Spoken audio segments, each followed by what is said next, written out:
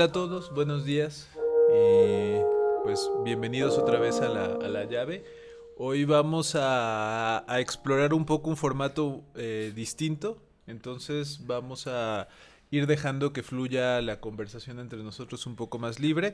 También estaremos publicando resúmenes con las ideas que pensamos que son más relevantes o que podrían interesarles más. Pero bueno, los invitamos desde luego, como siempre, a sumarse con sus comentarios. Saben que en nuestras redes sociales, ya sea en el video o en Facebook, pueden hacer sus comentarios que siempre enriquecen mucho todo. Y pues vamos a empezar pues platicando justamente eh, a manera muy general, aunque no va a ser preciso, vamos a dejar que fluya. Vamos a hablar un poco de espiritualidad y religión, ¿no? Nos Entonces, acompaña nuevamente César, sí, claro que está que aquí. estuvo en el podcast pasado y vamos a tratar de profundizar un poquito más en estos temas. Sí, como el diálogo se hace tan interesante Sí, y sí, se sí. presta para mucho, que entonces ahí tenemos otra invitada especial. No sé si le alcanza la cámara, pero seguramente por ahí saldrá, que ya la han visto en otros episodios, pero aquí está De su acto también. de Sí, presencia. sí, sí. Bueno, para los que no vieron el podcast pasado, César él está trabajando actualmente en Cuautla, Morelos. Él ejerce la profesión de psicólogo, además de estudio, tuvo la formación de teología y filosofía y vamos a tratar de profundizar un poquito en estos temas que vienen a ser la concepción de la religión y la espiritualidad, Ajá. ahora sí más profundamente, ¿no? Sí, más detenidamente. Bueno, César, ¿con qué tema te gustaría arrancar? ¿Con qué te gustaría empezar? Pues de las diferencias conceptuales, ¿no? De espiritualidad y religión, en el sentido de que, pues la espiritualidad libera, la religión muchas veces aprisiona, ¿no? Cuando no vas a la esencia del ser, cuando te quedas en el dogma, en el concepto y en una moral, ¿no? Que muchas veces no concuerda lo bueno, lo justo con lo legal. Son tres conceptos que muchas veces no van de la mano. A veces haces lo bueno, pero no es lo justo y no es lo legal. Y a Claro. veces al hacerlo legal no es lo que sería tan bueno y no es lo que sería tan justo, ¿no? Entonces la moral pues también tiende a ser parte de las convicciones humanas y también de las convenciones, ¿no? O sea, no entras en contacto con la esencia del ser para decidir, ¿no? Claro. Entonces, en ese sentido, la espiritualidad tiene que atravesar la religión, sí, o sea, te ayuda, pero tienes que trascenderla, ¿no? Si no empiezas a tener esas cortes fragmentados del ser. Y en este mundo como en el que vivimos actualmente, digo, los años cambian. Históricamente podemos pensar que el principio de lo humano siempre fue buscar el espíritu antes que la religión, ¿no? Pero ahora ya hay un arraigamiento tan profundo que no hay comunidades que no pertenezcan a ciertos cultos religiosos. En cuanto naces estás condenado a formar parte de un culto religioso más que un culto espiritual. En esta actualidad, ¿tú qué opinas? ¿Hay necesidad de una religión en esta actualidad que está además este periodo que estamos viendo es un periodo de transición indudable, ¿no? Toda la situación que se ha movido, pues es un periodo de transición. Lo que nos viene es un cambio de la era y lo que seguramente venga para el 2021, 22 o hasta el 30, pues no va a ser para nada parecido a lo que hemos vivido en el siglo XX, en el siglo XXI. La definición etimológica de religión viene de religar, religare, ¿no? Volver a unir, volver a atar. Y una espiritualidad implica libertad, no ataduras, Claro. ¿no? Entonces, en ese sentido, la religión, la pregunta es, ¿las religiones son necesarias? Sí, pero no tanto como la espiritualidad. Si una religión te impulsa a vivir una espiritualidad, es lo necesario, ¿no? Porque la religión muchas veces separa y la espiritualidad une. El espíritu es unidad, ¿no? Y entonces en este sentido tienes que tener esa capacidad En algunos momentos los grandes santos, ¿no? Vuelvo a citar a Santa Teresa de Ávila, ¿no? Los grandes santos tuvieron esta parte de trascender la religión, el dogma, el concepto. Tenemos una Teresa de Ávila que, que estuvo perseguida constantemente por la Inquisición, ¿no? O sea, se atrevió a dar un salto de fe y pues fue visitada por la Inquisición en su momento, porque Claro. la espiritualidad libera y el dogma siempre tiene que tener una cuadratura en la que te tienes que insertar tú, ¿no? Y la espiritualidad tiene más con el vuelo del alma, del espíritu, ¿no? Esa libertad. Una Teresa de Calcuta, que siendo católica, de pronto decía, no, pues tú eres la reencarnación de la diosa Kali, ¿no? Y de la sabiduría y de la compasión. O sea, una persona que da el salto, que no se encasilla en un dogma, Ajá. tienes la concepción de la universalidad y das un mensaje universal, no un mensaje que tiene que ver con cierto sector de creencias, ¿no? Claro, para empezar, creo que a veces el problema con la religión oficial, o sea, con este tipo de, pues finalmente de instituciones, que es a través de las cuales digamos que manejan como que tienen el monopolio, como si tuvieran el monopolio de la espiritualidad, ¿no?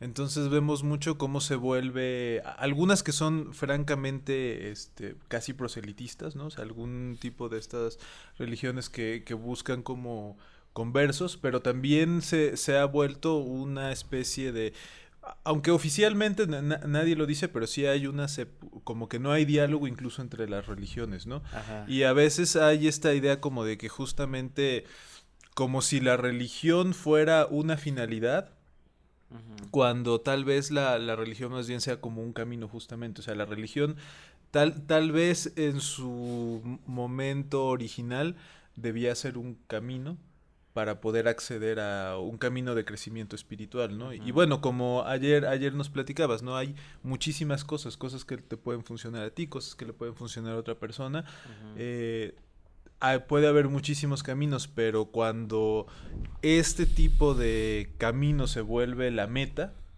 pues ahí es donde empieza como a haber todo este aprisionamiento, ¿no? Y en lugar de permitir que crezcamos espiritualmente, nos Ujú. podemos fácilmente encasillar en un tipo de ritual o en Ujú. un tipo de dogma que muchas veces puede incluso estar vacío, ¿no? Puede uno rezar los rosarios, hacer todas las purificaciones que uno piense y eso no puede quedar muy en un ritual, ¿no? En un Ujú. trámite, ¿no? Como cualquier otro. En algunas ocasiones, terminas trabajando para la iglesia y no para Dios, ¿no? O sea, te vas perdiendo en el proceso, ¿no? De que de pronto te vuelves tan dogmático, tan cerrado, tan aferrado, y se te olvidan ciertos pasajes para los que somos católicos, ciertos pasajes de la Biblia donde imperaba la compasión, Claro. el acercamiento al encuentro con el otro, ¿no? Y vamos cerrando cuando yo veo en la historia de la Iglesia Católica unos esfuerzos ecuménicos muy importantes. Por lo menos Juan Pablo II, hoy San Juan Pablo II, tuvo esta visión acertada del ecumenismo, ¿no? Hacer esos encuentros interreligiosos y buscar más lo que nos une que lo que nos separa, ¿no? Claro. Tan solo en la fundación, en Solidaridad Comunitaria, que es la asociación civil que a través de la cual nosotros damos servicio, tenemos personas de diferentes credos, ¿no? Y no buscamos tanto la confrontación, sino el diálogo y lo que nos une finalmente siempre es el servicio. Aprovecho para mandar saludos a toda nuestra familia institucional de solidaridad comunitaria, ¿no? En los grupos de autoayuda, que es donde como entra un poco más la cuestión de la fe, Claro. tenemos personas de diferentes denominaciones religiosas, diferentes credos, y también tenemos personas que en su momento se asumen como ateos, ¿no? Y no pasa nada, no tiene por qué pasar nada, ¿no? No te puedes cerrar, ¿no? Claro. Yo tengo aquí como una pregunta para ambos que tienen como esta perspectiva muy diferente. Bueno, para los que no nos siguen y nos están recién siguiendo, Abraham tiene una tendencia a esto que mal llamamos budismo, que es más bien el Dharma, a ver, Sí, una sí, creencia ahorita dármica. sí puedo. Y César y yo concordamos en una creencia más católica, más enfocada al catolicismo, al cristianismo. Pero yo aquí me salgo de la conversación, pero quisiera que ustedes nos platicaran un poquito de esto. ¿Se puede encontrar un equilibrio entre el budismo y el catolicismo en dogmas? ¿Y se puede encontrar un equilibrio entre el budismo y el catolicismo en espiritualidad? ¿Qué opinan? Cuando, cuando tú dices a una persona, espero no cometer una imprudencia, ¿no? Cuando tú dices, puede haber un equilibrio entre rosa blanca y rosa negra, no puedes, buscar el equilibrio porque tú ya estás, aseverando que una es roja y otra es negra. Las dos son rosas. ¿Sí me explico? No, bueno, no sé si fui claro, ¿no? Sí, sí, sí. Entonces, cuando marcas en ese sentido la diferencia, ya no puedes encontrar punto común, ¿no? Pero si dijéramos todas las rosas son iguales, este, la cuestión cambia, la perspectiva Claro. cambia, ¿no? Porque si le pones el apellido negro y el apellido rojo, ya Hay una marcaste la distinción. diferencia, ¿no? Y en ese sentido, la, los dogmas, los credos, las ideologías, los prejuicios nos separan, ¿no? Y nos vamos dividiendo, nos vamos fragmentando, porque el otro también es tu riqueza, el otro también es tu fuente de sabiduría, Claro. y si tú lo rechazas, pues no hay forma, ¿no? Sí, creo que por ejemplo, respecto a esto, ¿no? Me imagino que también un poco la pregunta tiene que ver con justo con lo que estábamos platicando ahorita, ¿no? De las religiones como formas pueden ser un camino, pero si uno puede ver, de hecho, justamente el significado de Dharma es eso, el Dharma es un camino, no es como tal una religión y desde luego, como se institucionalizó, existen muchos rituales, y hay mucha gente que vive digamos, los rituales y los ejercicios que a veces hay en el budismo como si fueran un dogma y hay gente que piensa que no importa su estado mental si hacen tantos mantras y tantas purificaciones, que eso es lo más importante, ¿no? Y que la acumulación de mérito tiene que ver con cuántas veces recites el mantra y no tiene que ver con cómo estés haciendo un ejercicio real, ¿no? Y profundo. Pero yo creo que en este sentido, pues sí, las religiones, además eso es muy claro, ¿no? Han surgido en diferentes contextos, surgen en diferentes puntos, porque hay una variedad humana impresionante, ¿no? A lo mejor para, para, para mí, creo que para Occidente puede ser más fácil ver esta gran variedad en el budismo porque no es algo que hayamos tenido aquí naturalmente desde muy chiquitos, ¿no? Entonces todos crecemos en esta cultura como impregnada de lo judeocristiano, donde está muy fuerte esta idea, ¿no? Del un Dios creador, de su Hijo como Salvador, y bueno, ese es muy fuerte desde chiquito, ¿no? Entonces cuando tienes este tipo de distancia, la manera en la que empiezas a descubrir el budismo es como más desprejuiciada, ¿no? Porque de entrada no es tu religión de Algo principal, ¿no? O más sea, ajá. no tienes miedo a cuestionarla, porque pues de por sí no venías de ella, ¿no? O sea, no tenías como esa seguridad. Entonces, es más fácil decir, bueno, no, ven, ¿no?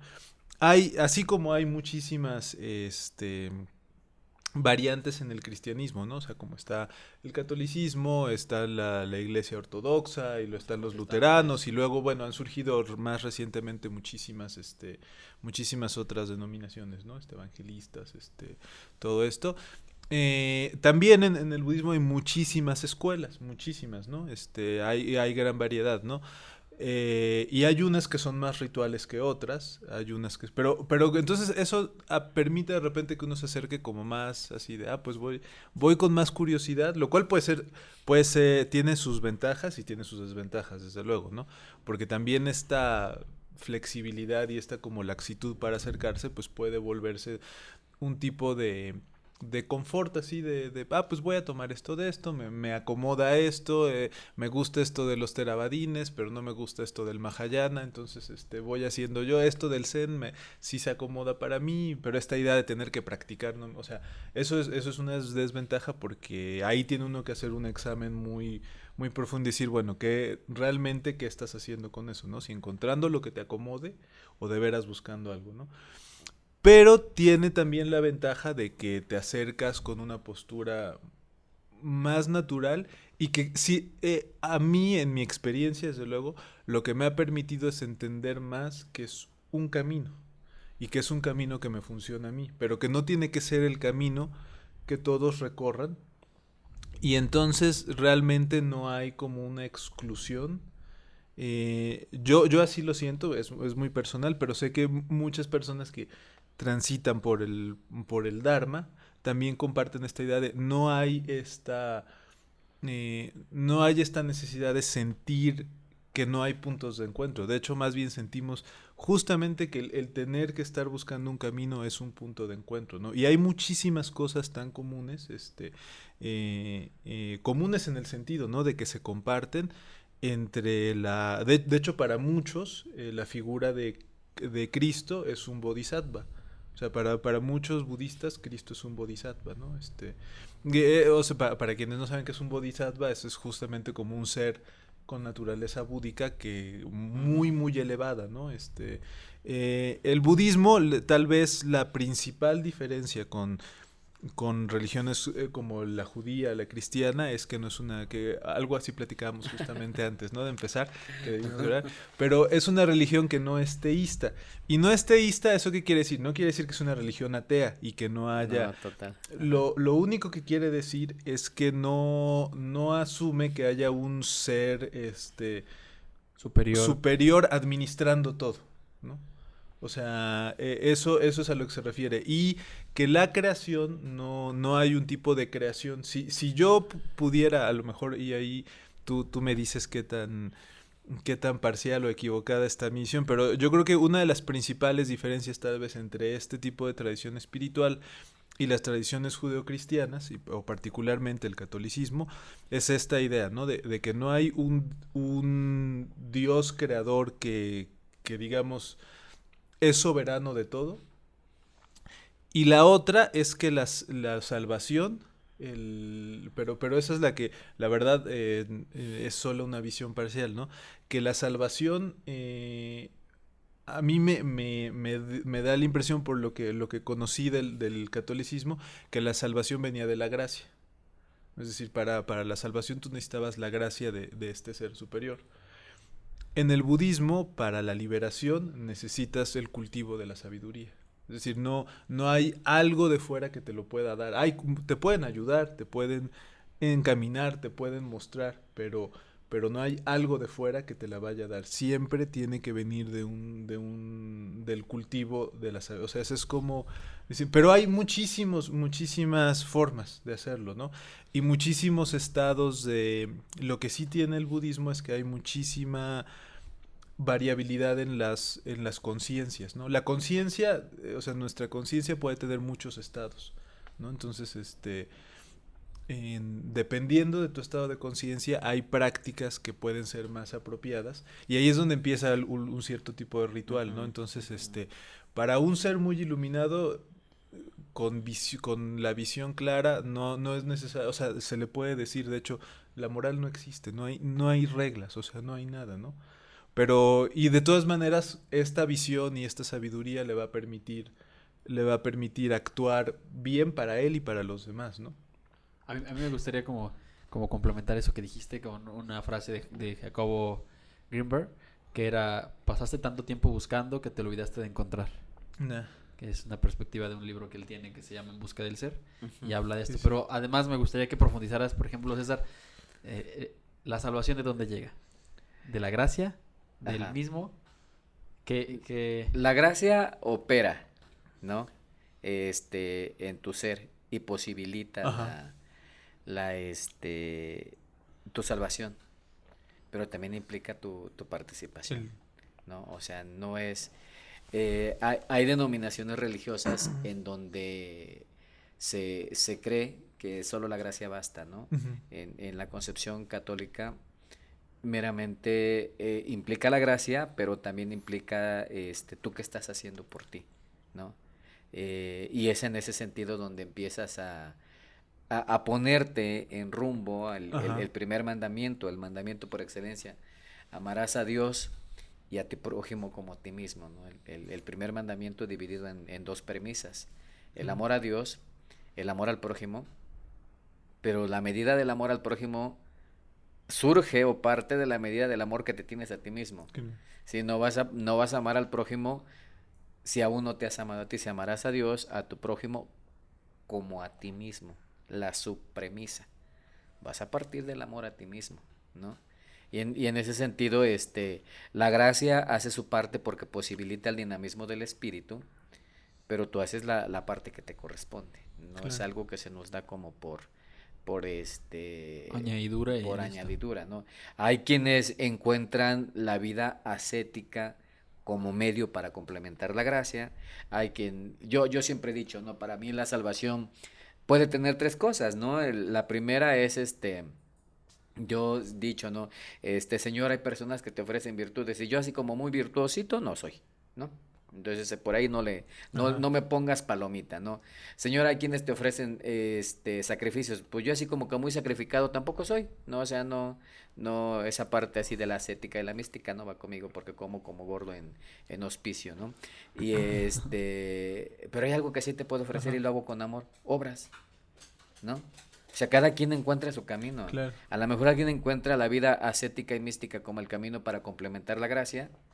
Hay quien encuentra las virtudes. Yo conozco personas virtuosísimas y hay quienes ponen en práctica las obras de caridad, Claro. ¿no? Las obras de la misericordia. Entonces, cada quien va encontrando su camino. Pero en sí, en mi concepción de lo que yo he aprendido, la gracia sola no basta. Ya. No es que sea insuficiente, pero requiere de tu participación, ¿no? En la escena bíblica de la multiplicación de los panes, alguien tuvo que poner los panes y los peces. Ujú. La gracia de Dios los multiplicó, ¿no? Pero por ahí va en ese Alguien sentido. hace. Exactamente. Claro. Ujú. Y además Pues, que esta idea como... Bueno, si quieres tú primero. bueno, pues justamente aquí podemos ver ese tipo de cosas, ¿no? De que hablábamos. A veces es justamente estos contextos distintos donde surgen las religiones, que a veces es simplemente ponerse de acuerdo en los términos, porque uno puede decirle de una forma y otra, y uno puede ver cómo realmente son caminos, ¿no? Caminos para llegar a algo. Y hay más cosas, yo sí creo que hay más cosas en común en estos caminos. Y hay más puentes que se pueden tender que cosas que... O sea, como que ni siquiera es necesario encontrar el equilibrio, como para volviendo a la pregunta, porque nunca hubo desequilibrio, ¿no? O sea, siempre o sea, como que había una búsqueda. A lo mejor de repente esa búsqueda podía tener manifestaciones distintas, porque naturalmente contextos distintos, niveles de conciencia distintos, porque eso también es un hecho, ¿no? No todo mundo como en todo, ¿no? O sea, de repente hay cosas que hasta cómo preparar café, a lo mejor si a mí me explican de una manera cómo hacerlo, entiendo más fácil que si a ti te explican de otra forma, ¿no? Sí. Pero la finalidad es que puedas tomarte el café, ¿no? Que Ujú. puedas, y son simplemente maneras distintas de verlo, ¿no? En algún momento a lo mejor se puede expresar esta idea como gracia, en otro como naturaleza búdica, pero es la misma cosa, ¿no? Entonces como que justo yo creo que no es, ni siquiera es necesario pensar si hay que encontrar un equilibrio, porque no hay como tal desequilibrio, ¿no? Hay simplemente maneras distintas de expresarlo que pueden ser más útiles, menos útiles, ¿no? Ujú. Y sin llegar a caer en esta que siempre hay que tener cuidado porque de repente, ven, pequeña, Ya está aquí, ella tiene, ella Dándome quiere el dar un afecto punto, ajá, necesario. si es así de yo quiero, Sí, a ver. quiero ejercer. Pero ya hasta se me fue lo que iba de. Bueno, para los que Pero- nos ven en Spotify, Ajá. hay aquí una perrita que nos está Sí, sí, haciendo sí. Que es compañía. parte está jugando. importante Quiere expresar su del opinión. programa. Pero sí, justamente hay tantas, tantas maneras que lo importante es no perder de vista que se trata de un punto de llegada. Respecto a eso, hay una manera muy bonita de hecho, uno de los, por ejemplo, de las intoxicaciones mentales en el budismo es son distintos tipos de apegos, ¿no? Uno se puede apegar, el que nosotros cuando pensamos en apegos, pensamos siempre en los apegos como así me gusta mucho el café, no puedo, me gusta mucho, o sea, como los apegos sensoriales, ¿no?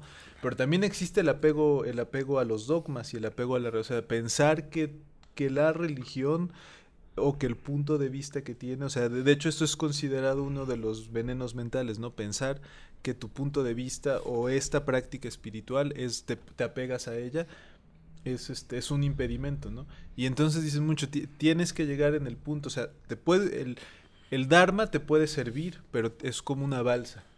Y en algún momento tienes que dejarlo atrás, ¿no? O sea, no puedes quedarte en la balsa porque no era ir sobre la balsa. O sea, esta balsa te permite llegar a la otra orilla, pero tienes que dejarla, ¿no? Si tú te apegas a la balsa, pues estás, ¿Qué pasa? Estás condenado, perdiste, ¿no? además. Que creo que a veces es lo que ha pasado muchas veces con las religiones, ¿no? Que te quieren dar la balsa, no la otra orilla, Iba a ¿no? poner mi apuntador, pero Vente. se me ha imposibilitado. Ven acá, ven acá. Que además, por ejemplo... A mí sí me gustaría Bueno. externar una opinión, ¿no? Adelante.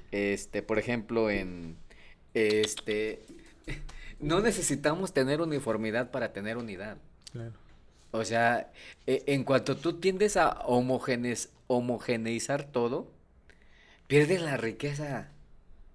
O sea, ahora para podernos llevar bien, vamos a pensar todos igual y vamos a sentir todos de la misma forma. O sea, matas la riqueza, ¿no? Matas la diversidad.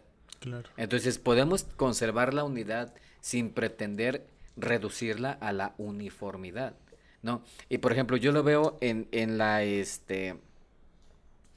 yo vengo de una abuelita indígena, ¿no? Y yo muchas veces me sentaba porque ella no me dejó hablar, no me quiso enseñar a hablar el náhuatl, ¿no?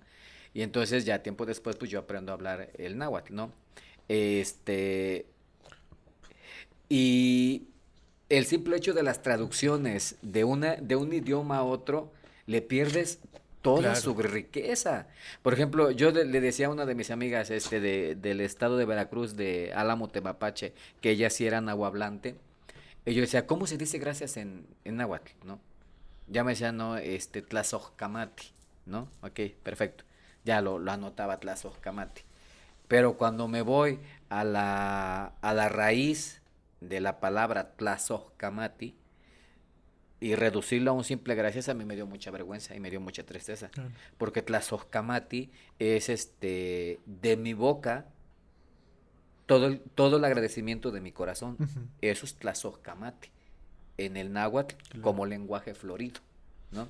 Y lo reduces con un simple gracias, a mí se me dio escalofríos, ¿no? Sí, no, es mucho más hermoso el... Sí, Claro. ahora en Totonaco, ¿no? Saludar a alguien es Tucuhuana Minacú, ¿no? Entonces, ¿y qué dijo? No, pues te dijo buenos días. No es cierto. Es hoy cómo anda de gracia tu corazón, u hoy cómo anda de fiesta tu corazón. Así es la traducción, original del Tucuhuana Ajá. Minacú, ¿no? Y al traducirlo al español, le quitas toda la riqueza, ¿no? Al decir, ¿qué te dijo? No, pues buenos días. Y no es cierto. Claro. No es cierto. Entonces, es en la misma, pretender homogeneizar es reducir, es perder toda la riqueza, ¿no? Es como que ahora para este programa todos nos vamos a vestir de Del igual. ajá, no, y Claro. necesitas tener una riqueza, ¿no?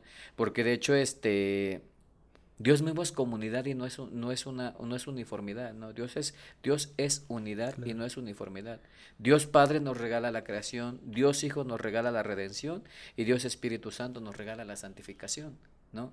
Hay unidad sin uniformidad, Claro. ¿no? Y no deja de ser un Dios trino, ¿no?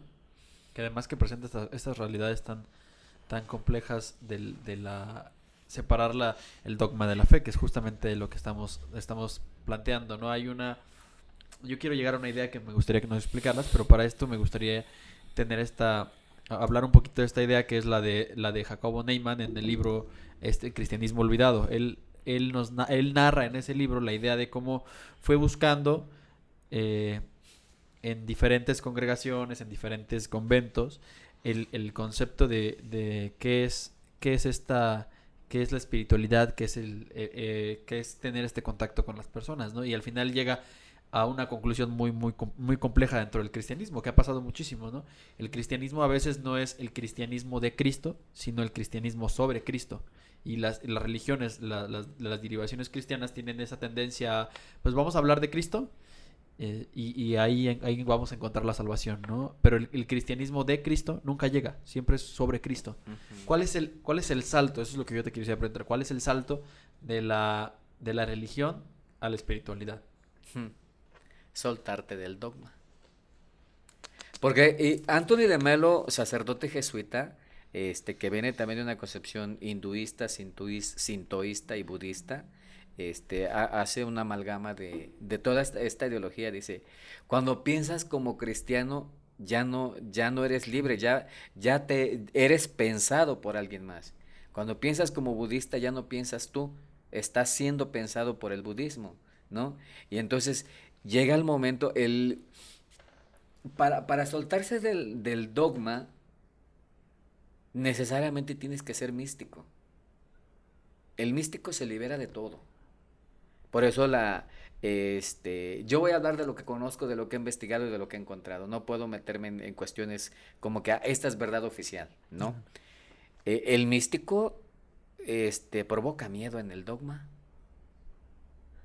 Bueno, sí, la mayoría de los místicos católicos fueron perseguidos y encerrados, ¿no? Sí, El caso más cercano, Pío de Pío de Pietrelcina. Pietrelcina, o sea que fue encerrado. ¿Por qué? Porque el místico siempre va a provocar miedo. Porque un místico te va a provocar un despertar, primero un despertar de conciencia y luego un despertar espiritual. Y lamentablemente los seres humanos no estamos preparados para tanta libertad. Nos da miedo la libertad.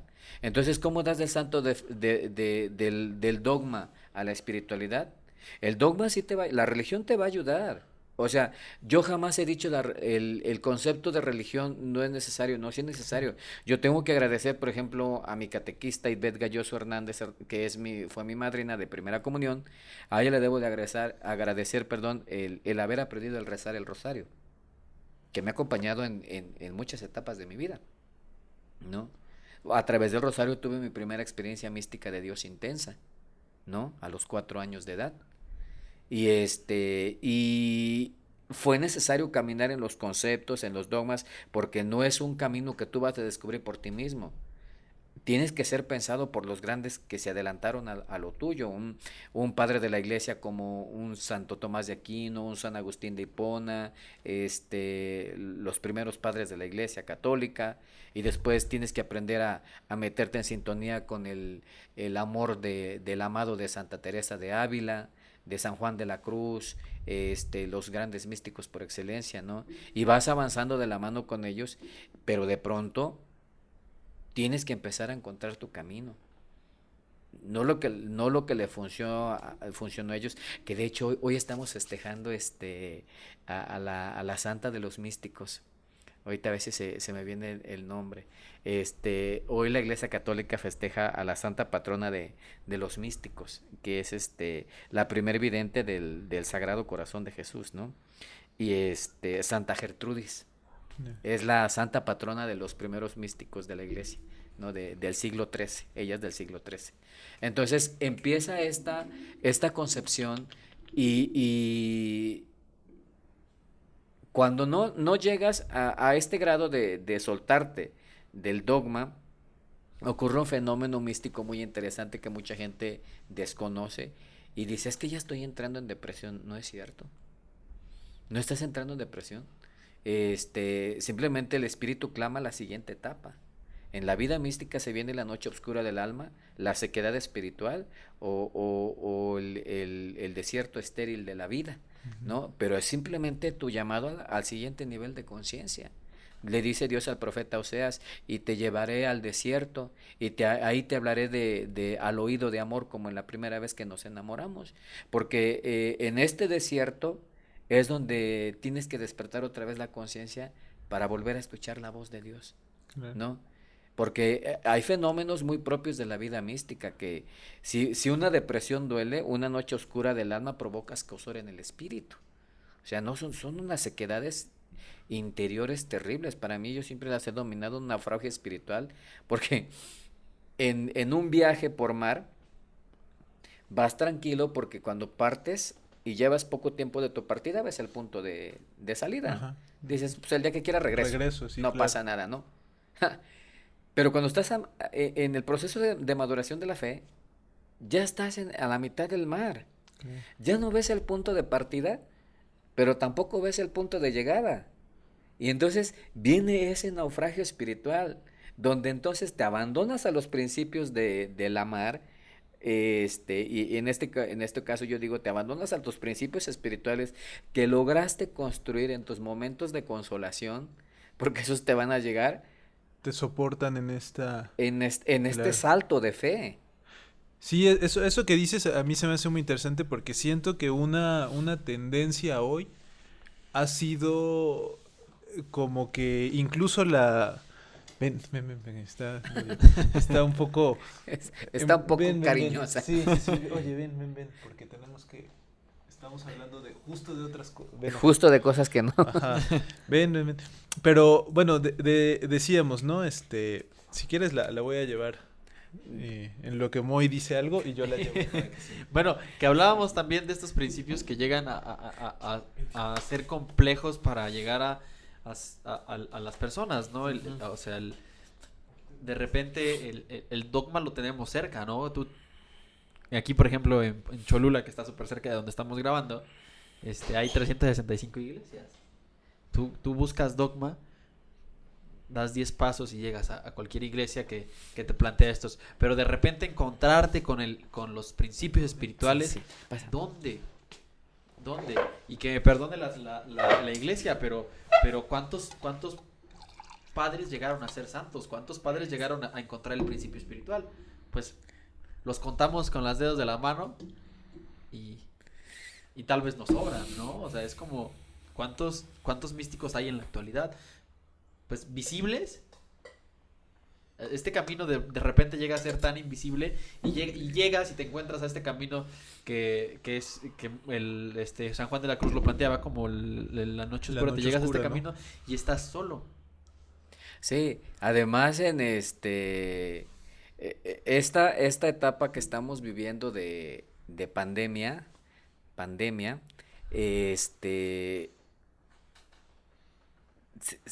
viene a medir sobre qué estamos parados, ¿no? Lo decía China Brandolino, ¿dónde está tu fe?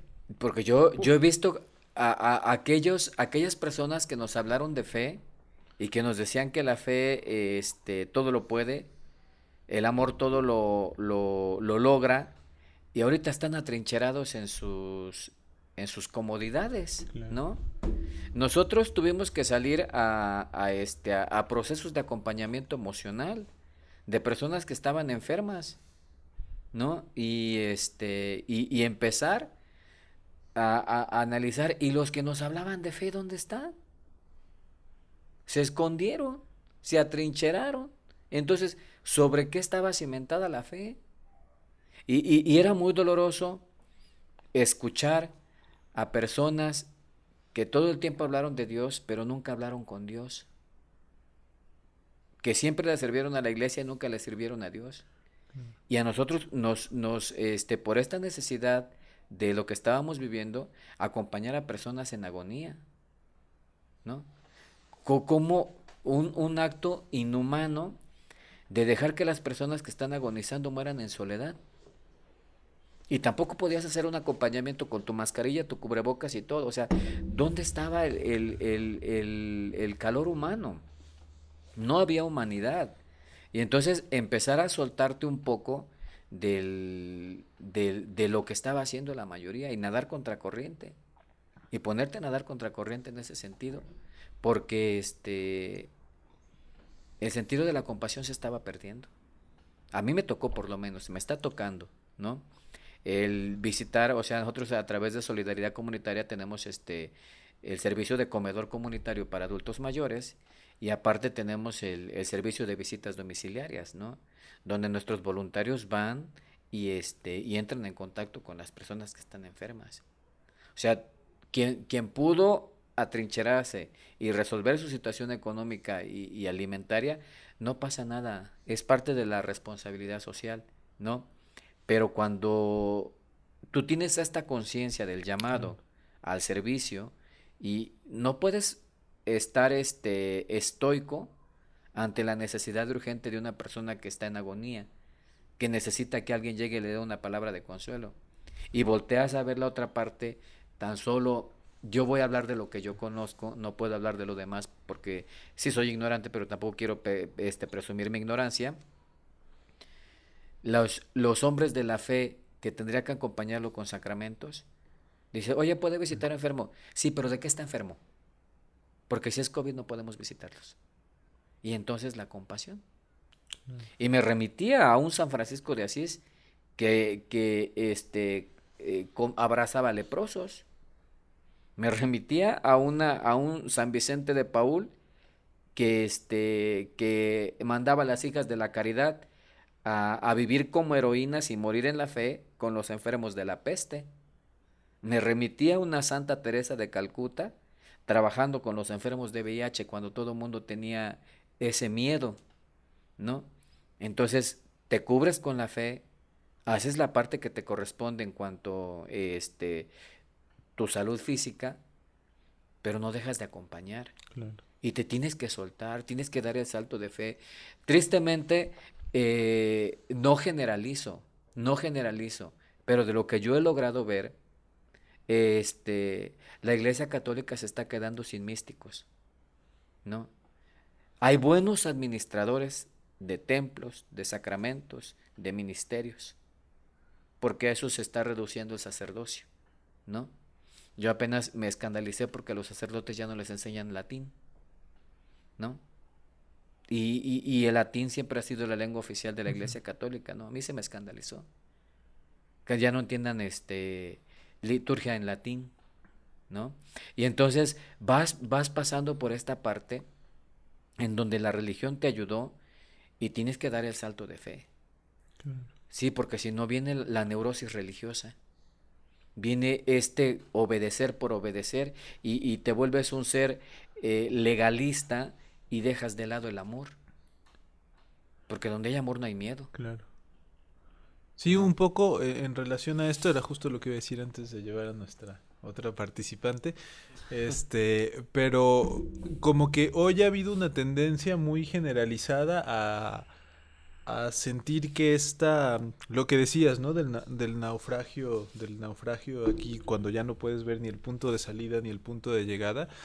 Y a mí me da de repente la impresión de que existe toda una cultura, una tendencia, no sé exactamente de dónde venga y no, a veces sí es curioso indagar en cómo se originó esta idea de que justamente el avance espiritual es una cosa que necesariamente tiene que traer satisfacción y comodidad, ¿no? Uh-huh. Como si todo, o sea, como perseguir, y siento que ahí puede haber una trampa muy fuerte, ¿no? Porque no se trata de perseguir una comodidad o una satisfacción, sino de repente de perseguir algo más real, una realidad que está todavía más profunda de esta realidad aparente, ¿no?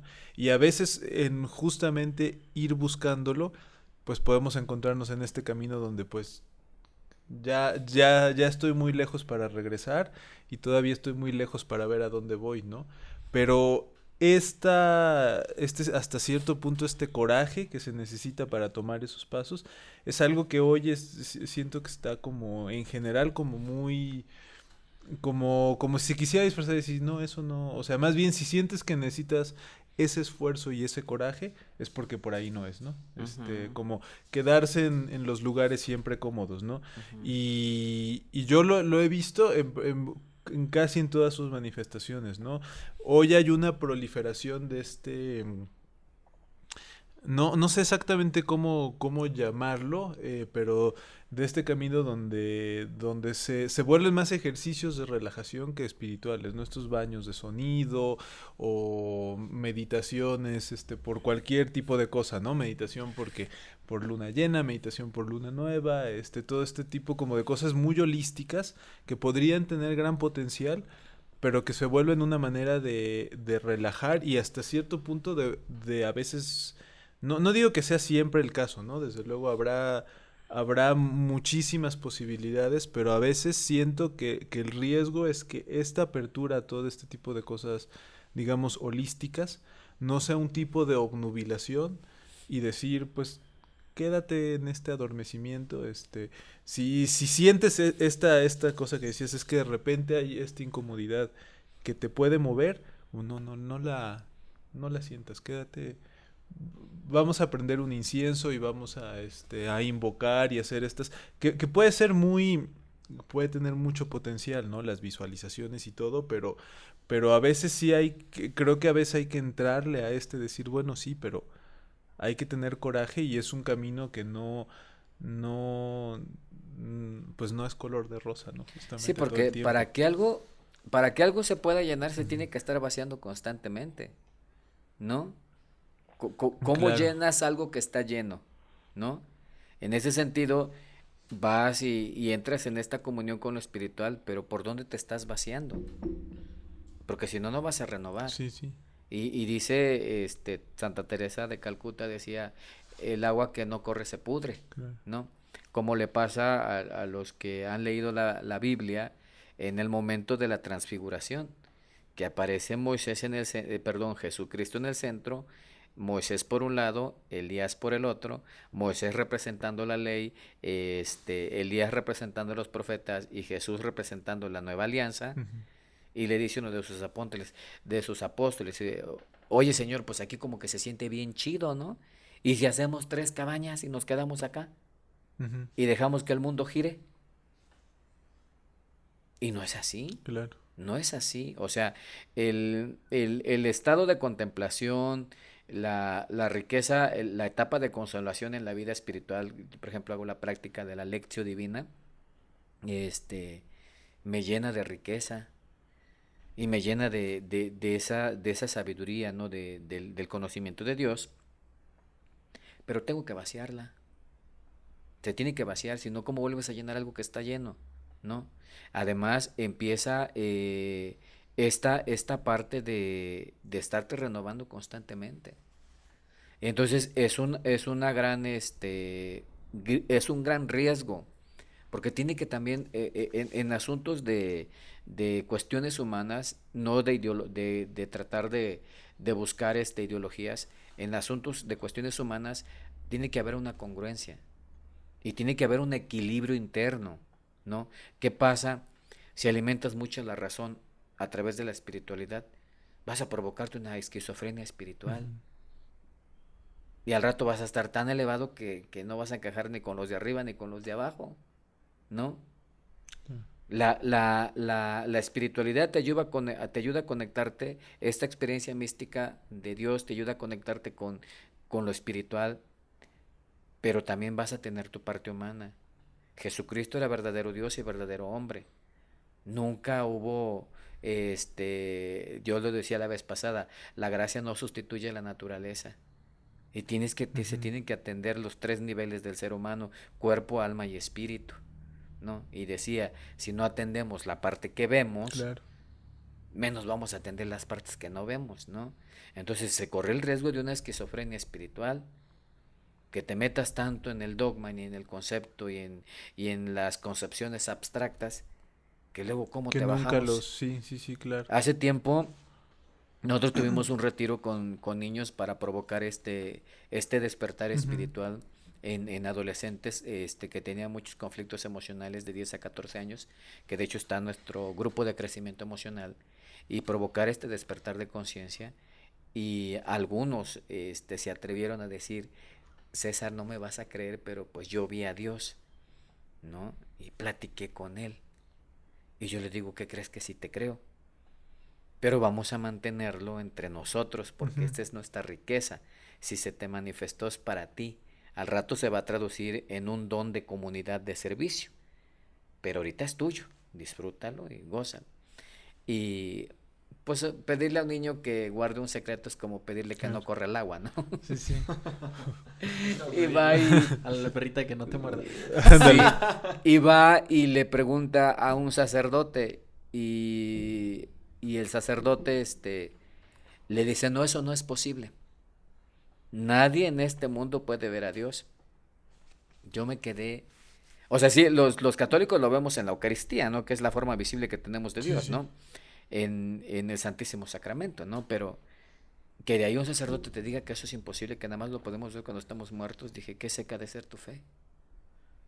No, o sea, que hay una fe vacía ahí. Digo, a lo mejor ese puede ser el acierto de su fe, ¿no? El trabajar sin creer, ¿no? Dichoso tú que no has visto, ¿no? Y crees, Ujú. ¿no? Pudiera ser por ahí, pero a mí sí me llenó Como, de claro. Sí, escalofrío sí. el escuchar que el niño me regresó y me lo platicó, ¿no? Sí, porque hay cosas del estado de la gracia que al niño se le da por naturaleza. No está contaminado, Claro. ¿no? Y en ese sentido, entonces es de pronto tener esos cuidados, ¿no? ¿Cómo te vas a ir vaciando después de un contacto con lo espiritual, ¿no? Porque te vas a meter en una esquizofrenia religiosa como no tienes idea, ¿no? Y entras en un estado de locura, ¿no? Metiéndote en un mundo tan abstracto que después cómo te aterrizamos, ¿no? Sí, claro, bueno, tú No, no, no, ibas ya. a decir algo, ¿no? ¿O No, no? no, adelante. Tengo Ajá, unos que era, minutitos, pero sí. ah, Ya sí, pronto para hay saber que tener entonces. nada. Sí, bueno, es justo uno de los, otra vez de estos puntos donde como que se comparten muchas, ¿no? Ahora esto me recordaba mucho a esta idea del camino medio, Ujú, justamente, ¿no? ujú, Que el Buda histórico, él empieza buscando, él pues como era un ser humano como cualquiera, ¿no? Y en su búsqueda, una búsqueda de muchos años, empieza a buscar, este, y hay las prácticas ascéticas, ¿no? Prácticas ujú. ascéticas en la India, ¿no? Entonces busca de repente justo en esta mortificación del cuerpo, ¿no? Hay hasta esculturas donde está prácticamente en los huesos de que no comía, no nada. Y él de repente está ahí y como que dice, no, bueno, pero pues, por aquí tampoco, ¿no? Y justo cuando pide o se acepta un tazón de arroz, porque era una práctica muy común en esa época y la gente pues iba y les daba, ¿no? De ahí el nombre de bhikkhus, que es como una especie de mendicante, ¿no? O sea, que están Ujú, pidiendo ujú, como que les den la comida. Y justo lo que hace es decir, no, pues necesito, o sea, sí necesito comer porque también está encarnado, porque también tenía, ¿no? Y claro, además es una historia muy simbólica de este camino medio, ¿no? De no es justo esta cosa de, bueno, solamente ya me vuelvo así, ¿no? Como casi casi un mito y ando, ¿no? Sino que realmente esta es una realidad en la que también tenemos y puede ser parte de esa realidad espiritual, ¿no? Un cuerpo que necesita comer, un cuerpo que necesita descansar, este, y un cuerpo que vive, ¿no? Nos estamos también comunicándonos ahora a través de esto, ¿no? Es esto, o sea, oímos, vemos, escuchamos y eso, yo creo que eso también puede tener una dimensión muy espiritual, ¿no? ujú. Pero, Sí, no sé es cómo. parte de lo que platicaba Gilbert Jalí, Ah, sí. Jalil Gibran Jalil. Ajá. Gilbert Jalí, en su libro de Profeta, que era parte del crecimiento espiritual, es aceptar Ujú, también lo que nos tocó vivir y entender eso y seguir el camino. Él lo platicaba a forma de poesía, pero esto termina siendo un principio muy, muy profundo que además ujú. hay que profundizar.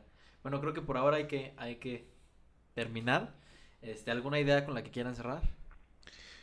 Pues a mí me gusta mucho eh, justo este poema de La Noche Oscura de San Juan de la Cruz. Ay, sí. Entonces no sé si les gustaría que leyéramos un poquito Sí. para quienes no lo... Pero yo soy muy malo para leer poemas, entonces si quieres... No traje mis lentes, ¿tú te la avientas?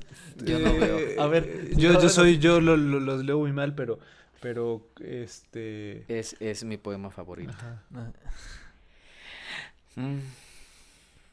Bueno, antes nos despedimos. Síganos en nuestras redes sociales, Facebook, Instagram, nos encuentran como Podcast La Llave. También estamos en YouTube, donde van a poder escuchar este podcast por completo. Y en Spotify, para los que aguantaron, para los que no pueden ver el resumen. Y bienvenidos. Y también sigan a Solidaridad Comunitaria. Solidaridad Comunitaria es una asociación civil sin fines de lucro que se encarga de ayudar a niños de escasos recursos, poblaciones vulnerables, adultos mayores, y pues pueden participar con ellas, ya sea como voluntarios o como donantes. Cualquier ayuda es bienvenida. Entonces, por favor. Nos vamos con el medio fraile, decía Teresa de Ávila cuando iba a empezar la reforma del Carmelo. Decía, ¿y usted con qué cuenta para reformar el Carmelo? Dice, con fraile y medio.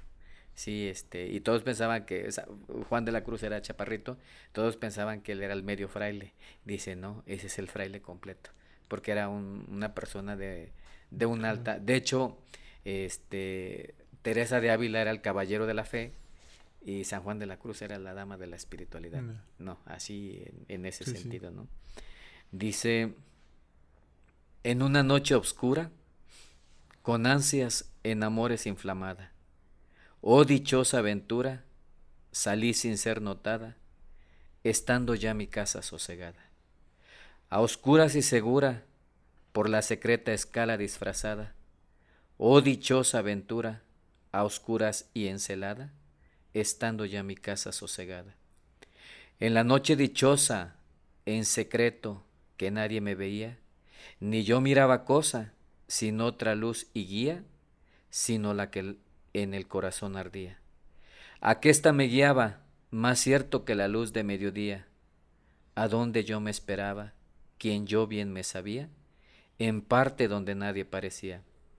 Oh noche que guiaste, oh noche amable más que la alborada, oh noche que juntaste, amado con amada, amada en el amado transformada. En mi pecho florido, que entero para él solo se guardaba, allí quedó dormido, y yo le regalaba, y el ventalle de cedros al aire daba. El aire de la almena, cuando yo sus cabellos esparcía, con su mano serena en mi cuello hería, y todos mis sentidos suspendía. Quedéme y olvidéme, el rostro recliné sobre el amado, cesé todo y dejéme, dejando mi cuidado, entre las azucenas olvidado. Poema de San Juan de la Cruz.